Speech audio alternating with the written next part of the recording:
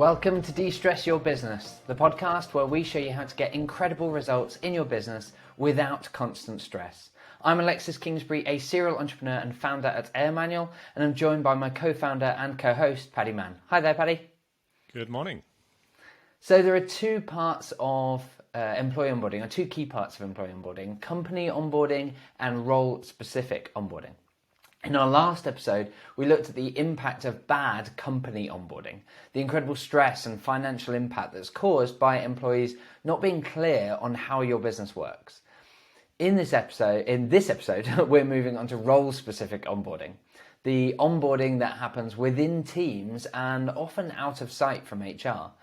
This is where your new sales reps, engineers, business analysts, and HR managers really get up to speed with how to do their job.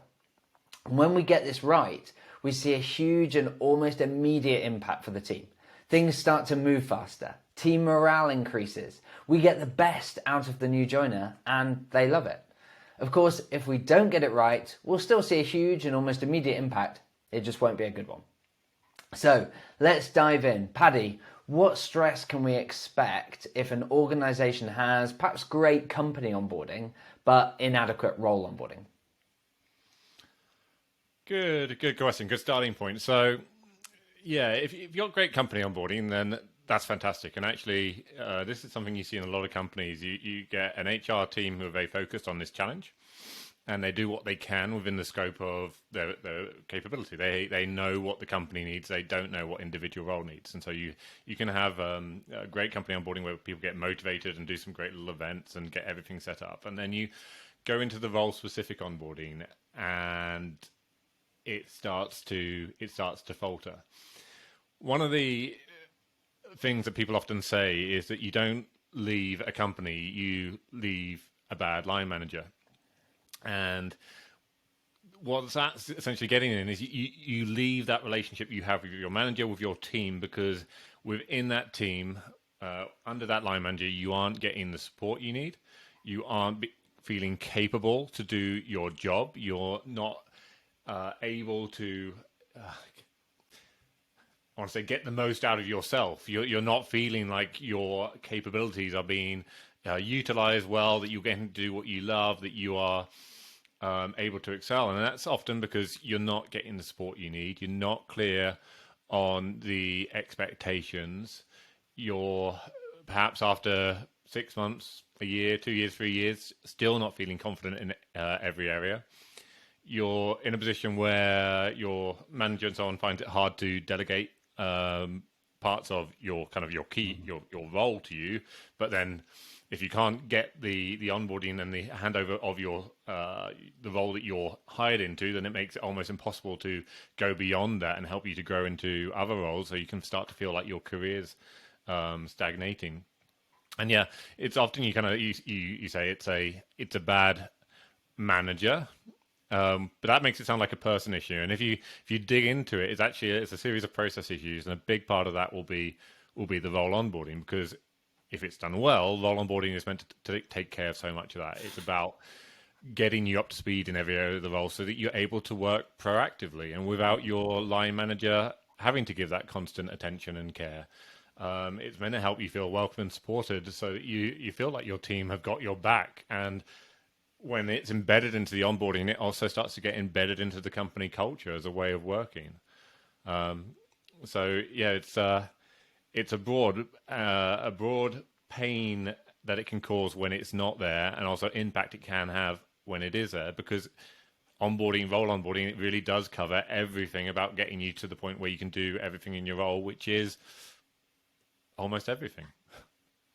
Yeah, and I think what's interesting here is, or on top of that, is that I think that some business owners imagine that their best staff members, the A players, will be the ones that least need this. Like, oh well, perhaps my B and C players, they need more guidance, more support, more information, process, etc. Whereas the really great people, they'll just be able to get on and do it and provide amazing value.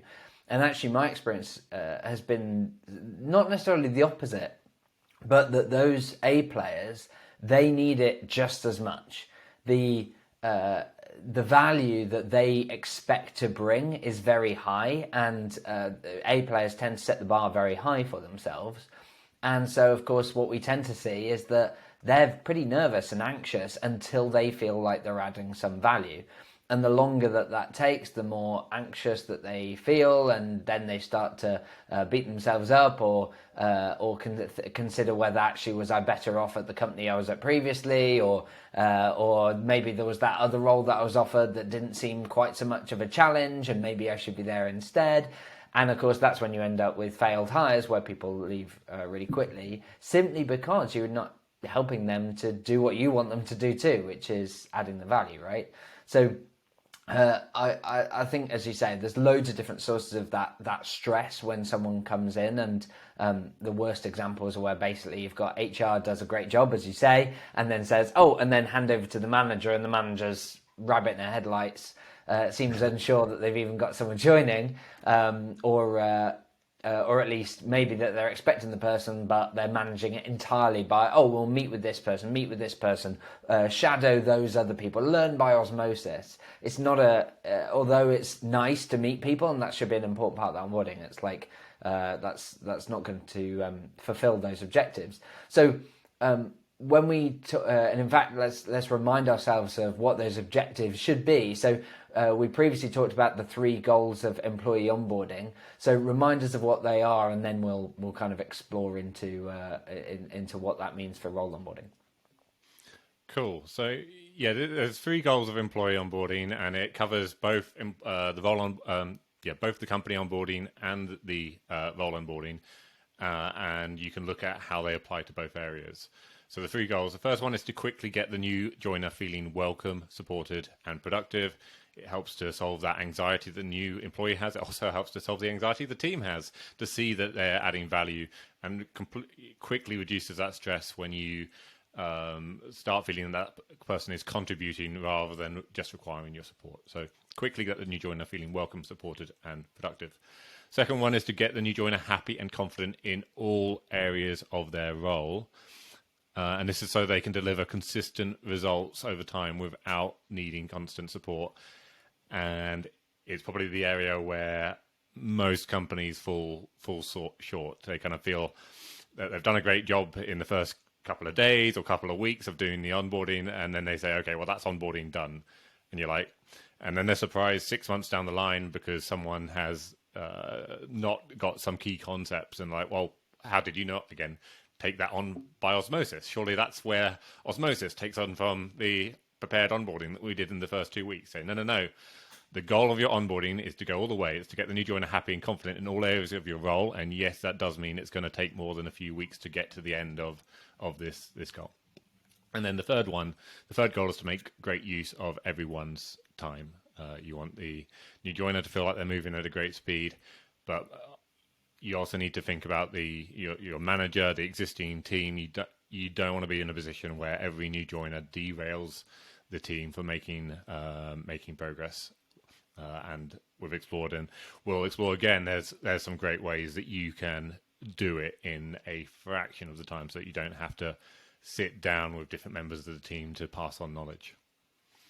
That's awesome. Thank you for providing that recap. It's interesting. Like I think it would be easy to assume like, the first goal, being welcome, supported, and so on, is more company onboarding, and then the rest is more role. And I think we know that that's not the case. So if we explore that first goal, which talks about that new joiner feeling welcome, supported, productive, when it comes to making them feel that way, how much of that, if we take that goal specifically, how much of that sits in role onboarding versus company onboarding? Well, it would be difficult to give a split, because it's not something you should really do in one and not the other. You want, when they start in the company and they're going through any company provided stuff, that you've delivered a great experience. That said, actually, if the company stuff was a bit lackluster, it's almost more important that it's right in the role, because this is where the employee is going to be spending their, essentially, most of their working hours for the next foreseeable future. So it's more important that they feel welcome into the team and that they get the chance to build those relationships. So we want them to quickly be able to build relationships with their manager and with the other people on the team. We want to make them feel welcome, and it's just about doing small things which make time for them when they come in on the first day. You can do a little bit extra. You can take them out for lunch. You can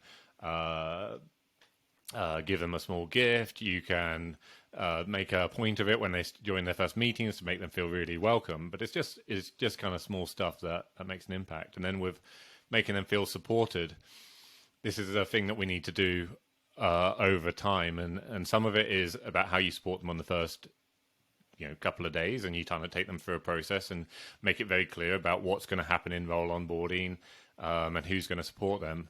But it's also about having good ways of supporting them from that point onwards. And so it's important that you have manager one-to-ones, for example, as a way that you are staying regularly in touch with that that new joiner, so they have a chance to voice their challenges and get that attention, and indeed keep your relationship going over time. No, I completely agree with that. I think as you say, it's not about splitting the making people feel welcome, supported into one or the other. It's a goal that you're trying to achieve in both, and completely agree. If anything, it's even more important when they're in the team. You don't want that stressful, awkward situation for the new joiner where they're thinking, I don't really know most of the people that I'm working with, and now it's too awkward to to even ask. And yeah, you want to make them feel really at ease and like they're really welcome. And as you say, so. We've created role onboarding multiple times for a variety of different roles across our businesses. We've also helped other businesses to do the same. And in fact, we've created a standard template for how role onboarding, how that process should work at a high level. And as a result, it's a great starting point. Perhaps to kind of help people get a sense of what should be in role onboarding, could you take us through that process of role onboarding at a high level? Absolutely. So, yeah, as you say, we've done this. I don't want to say just how many iterations of role onboarding processes I've done, and I've done it across the whole company, and I've done it externally, and I've done it for others. And what I found is that there was essentially, I ended up grouping things into 6 different areas. And this is now what the groupings that we have in our template. And some of the steps under them will obviously be very customized to the different roles, but you can group it into these 6 sections and actually done in this same order. So the first one is to meet the team. And depending on your work setup, that may be literally going around and handshaking and so on. But it's also, you think about how do you get them embedded into the way that your team work and start building relationships. So saying hello in your Slack channel if you're using Slack, which we do a lot as a remote team. Making sure that they're coming to the right meetings, and making sure that where there are people that we want them to have a relationship and we want them to be in a position where later they can ask questions, they need that moment where you sit down and talk about basically anything which isn't work, so that you start to build a connection and feel comfortable talking to them in other ways. So it might be arranging coffees with different members of the team over the first day, or it could be spread out over a little longer. But it's a really important part of the team because it makes any kind of collaboration, any kind of asking questions, any kind of problem solving so much easier. And it gives them so much context about the rest of the team, so they then know who to suggest ideas to, who to involve in discussions and so on. So first one is meeting the team. Second one, setting up the tools that you'll need in this specific role. So in company onboarding, you'll be setting up tools that everyone has, maybe email, your laptop, and then you go into sales and you need to work out how to get your Salesforce login, or you go into marketing and you're working out how to use Riverside, which is our podcasting application, or whatever. But there will be a load of tools which are specific to the team. For this one, I've often thought, can we just do a little subset of the tools, because I really want to get them onto more exciting stuff quickly. I've generally found that it's quicker just to put your head down and get through it, because no one enjoys it. But at least when it's done, it's done. And if you've prepared in advance, which you certainly should be doing. You want your line manager to have a checklist of things they're preparing in advance and getting the IT team helping if needed. Then it's something which you can hopefully just bash through. Yeah, it creates such a derail if later on they say, "Oh, I was going to do X, but I realised I didn't have a login to this particular portal or tool or whatever." And it creates such a then derail for other members of the team trying to work out, oh well, who needs to give you that login and all this sort of stuff. So yeah, completely agree. Get all that bit done. Okay, what next? All right. Yeah, and all of this can be in a checklist, and we've got a template for the whole checklist, and those tools can be listed out specifically in the checklist, so you don't miss one, because it's that derail which we felt enough times to go, nope, you do need to get these tools set up. Third one, so reviewing the team's goals. So again, this is something you've done in the company level. You've looked at the company's vision, value, goals, and maybe short and long term, and the various ways that these are kind of measured at company level. But now, what's happening in the team? What are the team's goals for the next quarter, the next few weeks? How are those goals set and reset in future?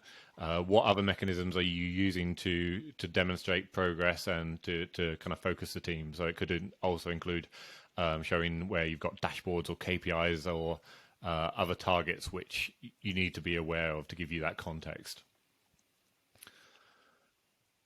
With that context around the goals and the focus, the fourth area is then to learn the essentials. And I'll actually go for 4, 5, and 6 at a high level. So we've got learn the essentials, become productive, and then grow in this role. And those goals are actually looking at kind of the short and long term. In the short term, we're thinking ideally a few days, but maybe a couple of weeks. We want to get the new joiner to the point where they are productive at something, and it's something which is significantly value adding. It's not something that takes 5 minutes, because that's not enough for them to feel like they're adding value, and it's not enough for the team to feel like they're saving any time. A couple of examples. So in the sales team, we would want to get them to the point where they can do inbound sales calls without someone else being on the call. So they'll need a journey to get to that point where they are, we say, learning the essentials. So what's all the context that they need to be able to start that process? They need to know about the script. They need to be able to know about the certain questions that might come up and how to deal with it. They're going to need some support to gain confidence. So we learn the essentials. We give them all the background context, and then become productive. We help to give the coaching and support to go through that process for the first time. And again, with a sales call, it might be actually getting them to shadow someone else and then be shadowed and then get into a position where they can do it. And we're focused on this one task because that becoming productive is such a huge milestone. It's so important because of the anxiety that a new joiner has when they join the company, this concern and worry about whether they can deliver value. I've seen it on the face of so many new joiners, that just kind of weight off their shoulders. It's like they're excited, they're telling you they're happy, and yet you can see there's something slightly wound up inside of them. And then they do it and they suddenly go, oh man, I am now going into every team meeting knowing that I've saved someone else from having to be on that call and that I am now delivering value. And it's awesome as a milestone for them, and it's awesome as a milestone for the team because they feel the same way. They're like, up to this point, all they've done is invest time into this recruiting and bringing someone to new speed, and finally, they get to the point where they're getting some of that value back, and it's a huge thing. So we really try and get there quickly because it has a huge positive moment for the whole team. And we try to get there. In software development, we're able to get there within a few days. We can get a new joiner working on a bug or a feature and actually developing and adding value because it's so well systemized. In some of our other teams, I think in sales, because you are putting them on a call where they have, we're getting to the point where they have a call and they are not supported on that call. It can take a little bit longer. In fact, Alexis, this is your area, so I think we're talking normally a couple of weeks. It's sometimes not that long, actually. It certainly used to be, but we've managed to kind of improve that process so that we've got it down to a point that typically sort of 5 working days is sufficient to to getting them so they can start doing their first customer calls. That doesn't mean that they're doing all types of customer calls. We have everything from a discovery call where you're kind of exploring whether we might be a good fit, right through to helping them to implement and impact review. So you wouldn't do all of those, but we would be able to get them on those kind of initial discovery calls and demonstrations. So that's certainly possible. And so that's on the sales side. And some teams it's even faster. In finance, I remember within 2 working days, I got a finance administrator saving me loads of time, like literally probably saved me a week of time after 2 working days, where they were able to take on the kind of activities that I was having to do, the bank reconciliations and the reviewing timesheets and all these sorts of things, and they were able to take all that off me. So I think it's, as you say, it depends a little bit on the area, but I think it's an appropriate objective to say within a week that they are adding value, even if it's some relatively basic form of that, whether it's the initial customer call or just being able to add some basic feature or whatever. I think it makes a huge difference. So agreed. So once they've got the essentials so they can start adding value, what then? So yeah, I think we've kind of talked about the 2 steps at once. We've got learning the essentials and then becoming productive. So learning the essentials is about getting the context you need to be able to do that role. True.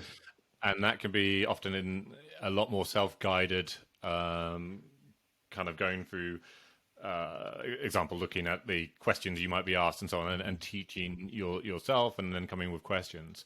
Whereas becoming productive, that section of the process that we go through is actually when you go through, you actually kind of get started actually doing the job. And in sales, it might be that you're starting, but you're shadowing initially, and you're building up to the point where you're actually doing it on your own. In development, we actually, we throw you right in and we take you through the first story. And the first, I say story, it's a development term for how we describe a feature that they're going to develop. So we take them through it, and the first time that they go through the process, and they'll be using our software development processes, they'll have the guidance they need to be able to follow it, but they're going to need a lot of support and coaching. They're going to have a lot more questions than they would later on, and that's okay. We're getting them to the point where they feel confident in just one area, one task.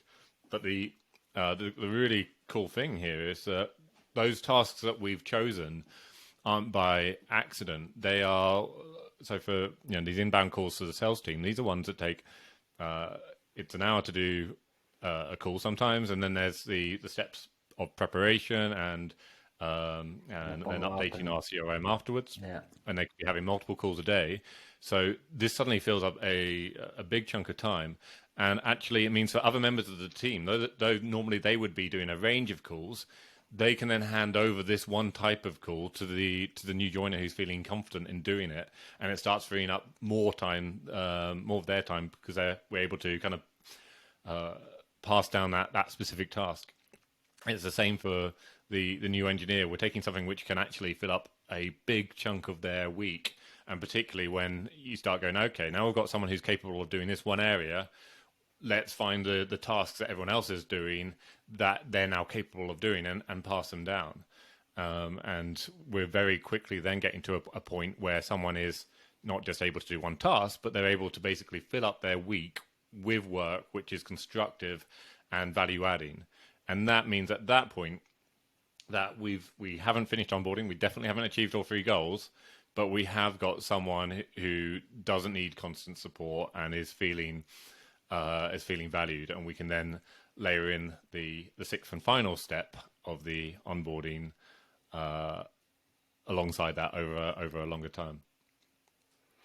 Yeah, and it strikes me that it's a funny sort of weird balance of time over the course of the onboarding, because I think initially for the team, for the manager and so on, the aim, as per one of the goals we talked about earlier, is kind of to not have to spend a load of time spoon feeding them and giving them the basics and so on. You want that as much as possible self-driven, where the new joiner can learn it themselves. They can reference videos and checklists and lists and so on to kind of learn that information. So early on, the amount of time that you want the team taking to support that, you want it focused on the making them feel supported, making them feel welcome, and so on. But of course, the value that the person's adding at that point is also low in the first few days.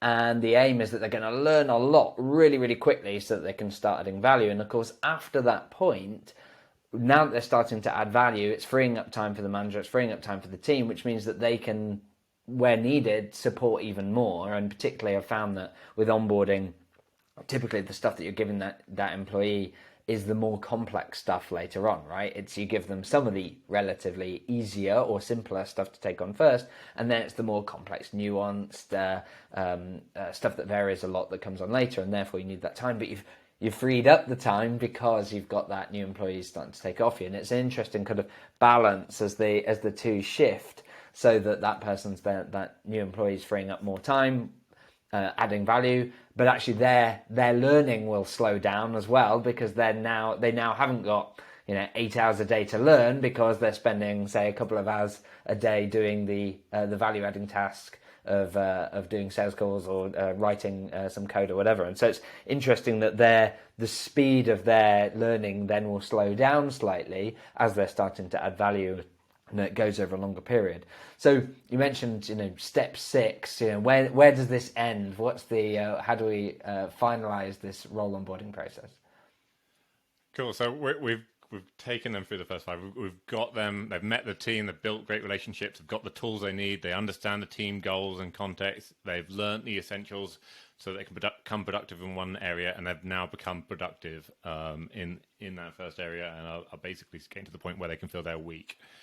The 6th and final goal is basically growing in the role to the point that we achieve that second goal, which is to become happy and confident in all areas of the role. Now, with the Pareto principle, you often look for the 80-20. It's like, what's the 20% of effort that we can put in to get 80% of the impact? And we may already have done that. We're getting a huge value from them, but we can't stop at this point, because if we do, you're never going to have someone who's feeling fully capable of doing what you've hired them to do. You're still going to have frustration where you're reliant on a few key team members to do specific tasks, and that's going to mean that whenever those people disappear on holiday or get sick, which tends to happen, you're going to be in a jam. So it's really important we don't stop here, and we basically need to go, okay, what's the bigger picture?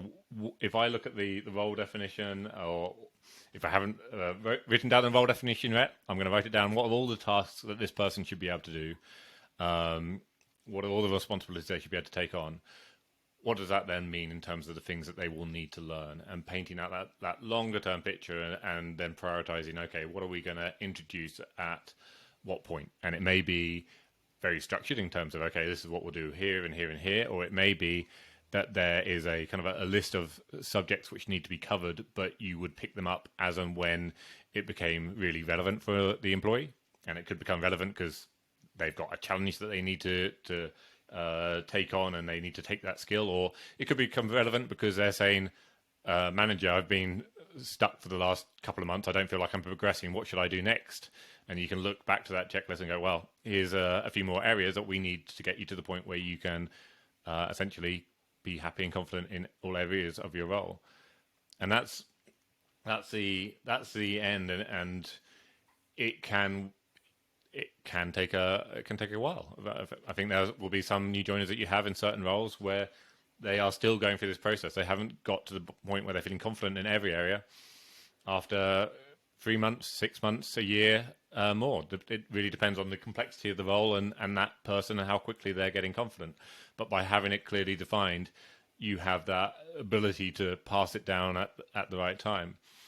And you also have the ability to pass down additional responsibilities that go beyond that role. That's kind of a topic for another time. But what's brilliant then is that you can see like, can I give him a new responsibility or her? Or are there still things that I need to be focused on within their own role before I get there? Yeah, I love that, and I think it's it's a little bit like I was talking about the time balance. What you're describing there, the elapsed time increases significantly at that point. We're suddenly talking months rather than days or weeks, and I think a big part of that is almost like you've got them adding value, as you say, the 20/80. You've done the 20% of the learning and so on that gives them 80% of how they spend their week. And if anything, that last bit is basically helping them continue to carve out that time, that 20% of time, to really sort of master their role, whether that's take on more nuanced or additional responsibilities within it. So, for example, it's in sales, maybe it's maybe they can do the sale, they can take the sale through the process, they can complete it and so on. Maybe it's the upselling, the cross-selling, maybe it's the account management, maybe it's the finding referrals and following those up, maybe it's doing outreach. There's all sorts of different things that then that person could do that's kind of the icing on the cake. And it's that end of that onboarding is kind of just making sure that they're still putting that time aside, right, to continue that development rather than stopping there. And as you say, continue to feel confident. And in terms of thinking about how it feels, when it's done well, how does this feel for the employee, the manager, the team, in terms of stress levels and lack of those? Like, what's the emotional result of a process that's done well like this?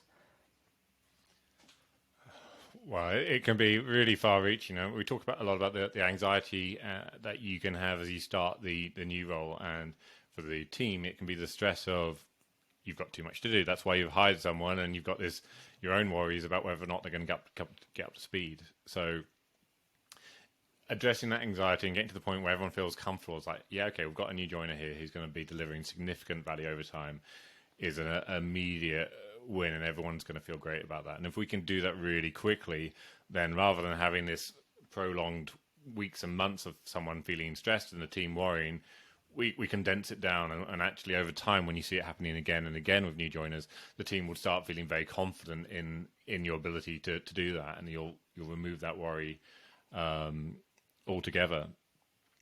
In the longer term, it can do so much more, because it gives the employee that they feel incredibly supported. It's almost, it's a shame to say, but quite rare for someone to be in a role where they have that much clarity on where they need to go to keep growing.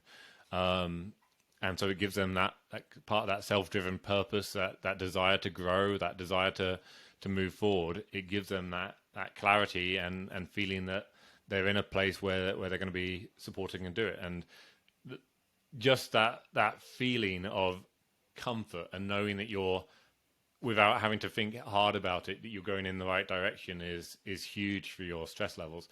And that's without going in the actual impact that you're having for the team of having someone who's taking on the additional responsibilities, and you're reaping all those benefits. You're having someone who can take on tasks which without this you probably wouldn't have onboarded them into altogether.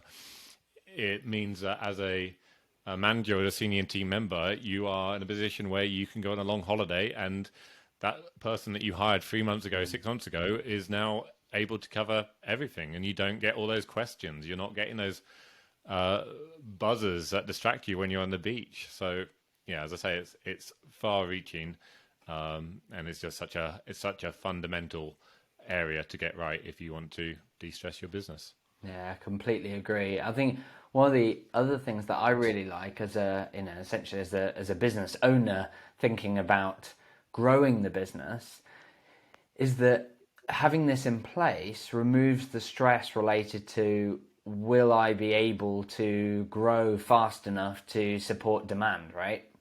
Like, one of the things that's really, the nature of business, but often quite a weird experience, is that switching from, you're either focusing on demand generation because you haven't got enough clients, or you've already got enough clients, in which case you're trying to sort out the supply side and how to support those.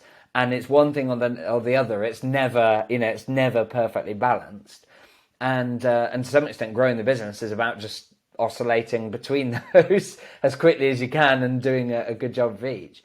But I think having that onboarding in place and making it effective and making it self-service and achieving the goals that, as we've discussed, means that you can play full out when you're doing that demand generation, because you know that if you suddenly have more sales calls than you can deal with, or suddenly more customers than you can deal with, you can recruit and onboard people quickly into the roles so that they're able to add value, so they're able to free up the time, they're able to serve the customer, and do so without slowing down the existing team. And I find that like removes an element of stress that would otherwise exist relating to growth, not even related to day to day. So I think that's really, really nice. So we're coming up for time. So a quick summary of what we've covered. We've been talking over the last couple of episodes. We've been talking about company onboarding and role onboarding. In this episode, we've been talking about how to make sure that role onboarding supports employees and new employees in feeling welcomed and supported, and getting to a point that they're able to add value and then feel really confident delivering all aspects of their role. We've talked about the immense impact that it can have on the employee, but also the team and the managers and even the business owner as well. So all of this is covered in a lot of detail in terms of the exact steps that you should use in a template checklist that we mentioned earlier, where you've got all of those steps set out, and that you can use them as a starting point for your own role onboarding. If you're an AirManual customer already, you can find that in the examples and templates area. Otherwise, feel free to reach out and we can send that over to you. But otherwise, it's a really good starting point to make sure you've got fantastic role onboarding. We'll put the link in these show notes. Fantastic, on the thank you, Paddy. Yeah, that'd be great. And in the comments and LinkedIn. Great. Fantastic. Well, as regular listeners will know, we also run a weekly webinar, which covers how to free up 15 hours per week and remove the constant stress of running a business without slowing down growth. It's every Wednesday at 1 p.m. UK time, and you can find out more and register at www.airmanual.co/webinar. A final note for our podcast listeners: as a new podcast, we need your help. If you found the content today valuable, could you please just take 1 minute to leave an honest review? Or if you're joining us on social media, please do repost it, reshare, and like and so on. It really helps us to get the podcast more visibility and, as a result, help more people. Otherwise, until next time, have fun.